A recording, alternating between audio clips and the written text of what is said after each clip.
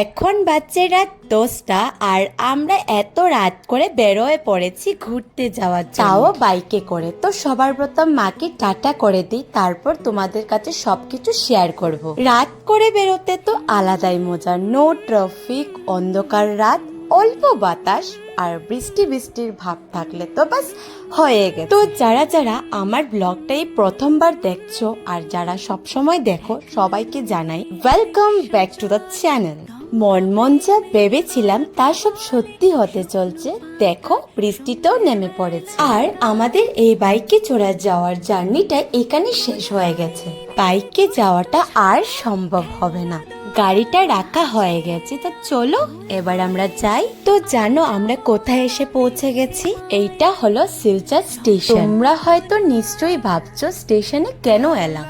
তো হ্যাঁ, আমাদের নেক্সট জার্নিটা ট্রেনেই হবে। তাড়াতাড়ি করে কোচ নাম্বারটা খুঁজে বের করলাম। তো চলো বাকিটা ট্রেনে বসে গল্প করি। 1 ঘন্টা ট্রেন লেট, এখন বাজছে 10:50 আর সাথে এখনো বৃষ্টি পড়ছে।